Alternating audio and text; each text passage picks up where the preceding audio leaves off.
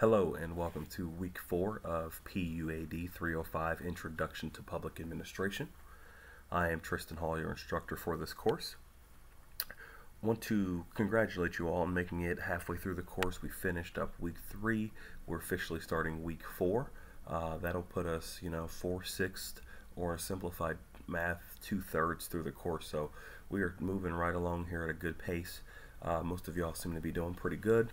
As always, if there are any questions, concerns, needs you may have, feel free to reach out to me. I am here for you anytime. As you know, if you reach out, I do try to respond to you pretty quickly. So I wanted to make sure you all knew, that you are doing pretty well in the course.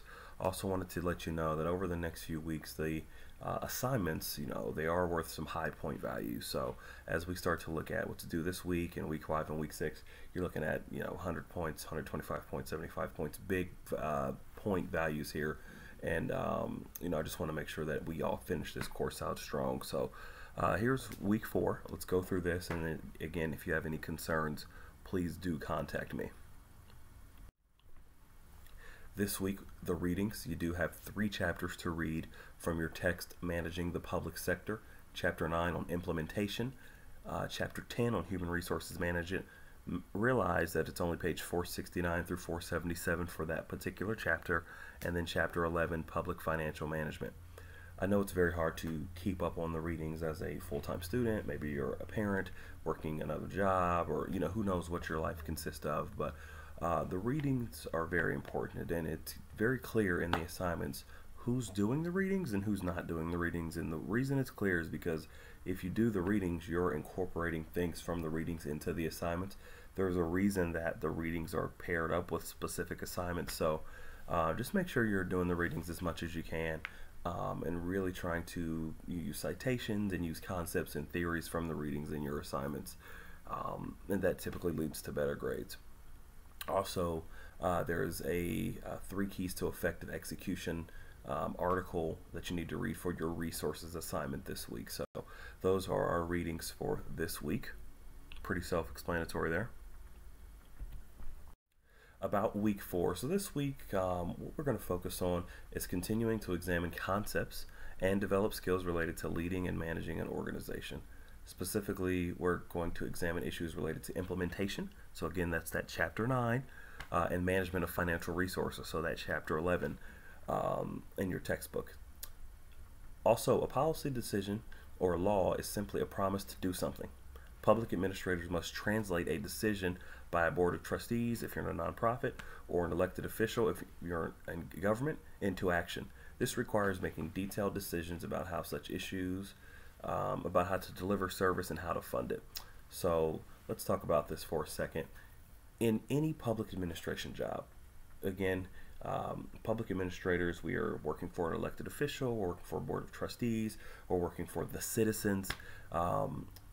We must take the law as objectively as we can and try to administer, enforce, and kind of rule by that law.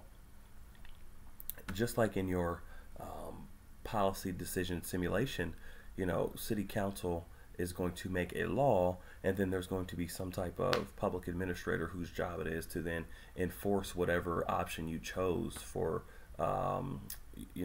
bettering the transportation. So we want to just really hone in on you this week that everything you do in public administration you have to do from an objective viewpoint, but it's really about making these judgment calls, making ethical, moral, sound judgment calls, and using the best of your resources here. So that's what we're going to focus on a little bit this week, as you'll start to see as you go through the assignments.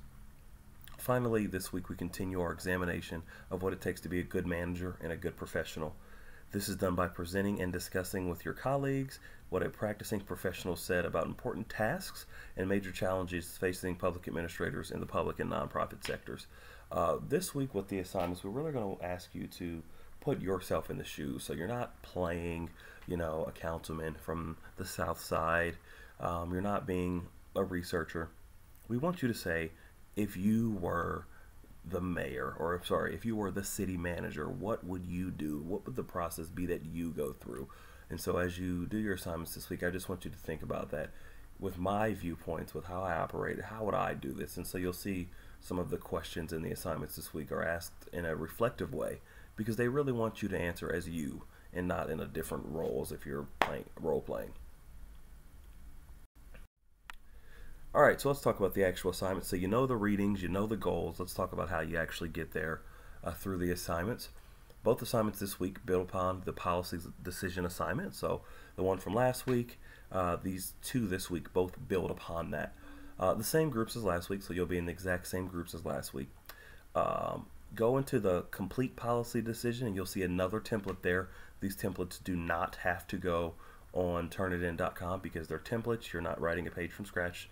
Obviously, if you put it on turnitin.com, it would say you plagiarized because it's a template. Schedule another meet session this week. What you need to do is answer 2A, and your responses all must be the same. That must be a group consensus on those answers. Form 1 and Form 2 look very similar. Last week you did 1A, 1B, 1C. This week you have Form 2, which is 2A and 2B. So 2A is the group assignment. And then 2B is the reflection. So that's where we need you to answer as you. So 2A, again, all of your answers must be the exact same because you have come to a group consensus. And then 2B is your individual response there. And that's due by the end of the week. That's one of the two assignments. Your second assignment is called resources. Here is where we want you to put yourself in the role of the city manager. This is your time to act as a public administrator. So here, the city council has voted on a certain option, and then you need to go in and say, okay, as the public administrator here, as the city manager, it is now my job to enforce this, to execute this. And there's two major questions with some sub-questions under each one. But the major question is, what approach should Franklinton use to expand bus service? So in this case, that's what they decided to do. That is not what your team has to do. That is just for this scenario. And then how should the city fund this bus expansion? And remember, your readings, your financial management, your implementation, all of those things. I would love to see some citations, theories, ideas here. So again, put yourself in the shoes here, okay? So those are your two assignments due in week 4. Also in week 4, I'm going to have an extra credit opportunity just because I know some of these assignments coming up are worth big points. And you know, some folks do need some extra credit. Again, this is very optional. You don't have to do it.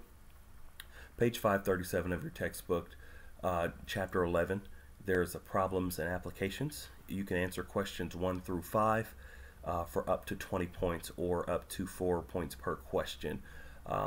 It's going to be very simple. It's all about financial management in the public sector. The questions aren't too hard, but it's more, you know, what would you do? How do you interpret this type question? So page 537, questions 1 through 5 are an option for extra credit this week, also due by Sunday. Since we don't have a Dropbox, you can go ahead and email that to me. What I'll do is however many questions you do, so whether you do 3 and you get all 4 points per question, so you'd get 12 points, I'll just add the 12 points to your lowest assignment, or we'll spread them out. So this could, you know, maybe help you if you're on borderline from A to B, or if you want to get that A plus or whatever you want. This is your opportunity for the extra credit. This will be the only extra credit that I'm offering through this course. So if you'd like to take advantage, this is the time to do that this week in week 4. Thinking ahead, just want to always have you thinking ahead. In week 5, there's a leadership and followership assignment. What I'll do is assign you a leadership style, and you have to work from there. I'll try to assign that to you by the end of week 4. So if you do like to work ahead, you already know what your assignment is.